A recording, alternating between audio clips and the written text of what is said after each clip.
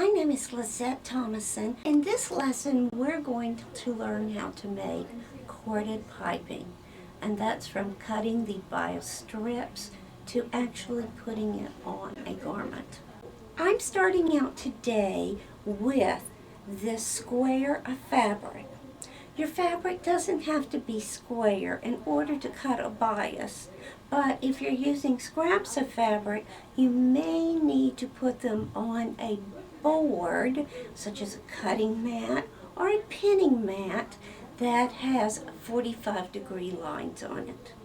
Now, for a square, it's very easy.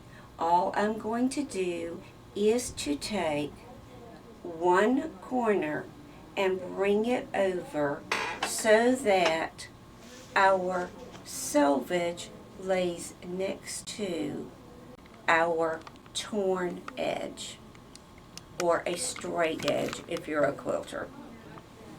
Now, if you will notice, we have a perfect diagonal. This is a true bias. Now, in order to, there are several ways now to get this cut. If you are very, very precise, you could iron this and then cut it open it up and cut it with a rotary cutter.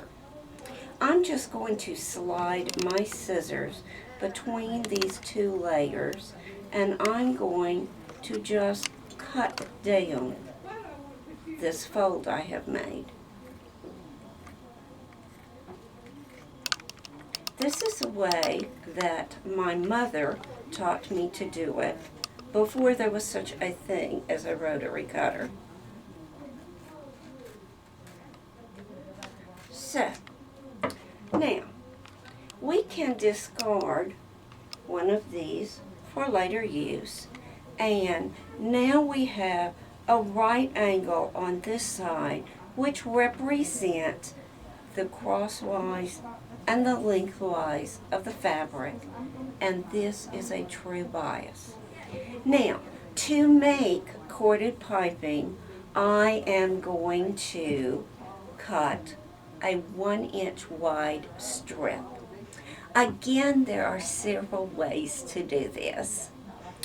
If you are a quilter, you can just lay this on your board, mat board, lay a ruler on here and match it to 1 inch, and then take your rotary cutter and go right against the edge, and that will make it perfect.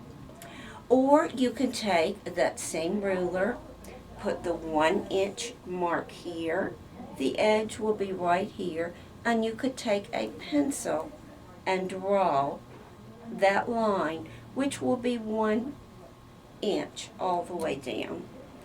Today, since we don't have a lot of time, I'm just going to do a little freehanding with my scissors.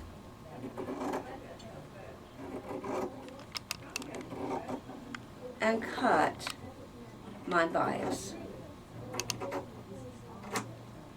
Okay, now we will discard this piece.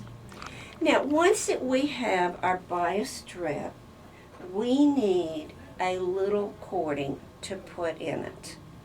Now, I prefer to use polyester cording because it will not draw up.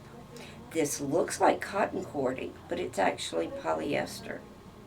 If you're using cotton cording, you would probably want to soak it in some hot water and let it dry to draw it up a little bit. The foot that I'm going to use to make baby piping is a very special foot. It is called, for most machine companies, a baby piping foot, a mini piping foot, a plastic applique foot, or in this case, it's a manual buttonhole foot. I want to show you the bottom of this foot. If you will notice, it has 2 grooves in it. These are very important when you're making baby piping because you can set the cord, which is sandwiched inside of your fabric, in one of these grooves to hold it while you're sewing it. Now, most machine companies will have a foot similar to this, but it will only have one groove. In fact, the company whose machine I'm using has another foot that just has one groove in it. It doesn't matter which one you use. Some people prefer to use even a 5-groove pin tuck foot, but that's up to you, and it's nice to try all of them.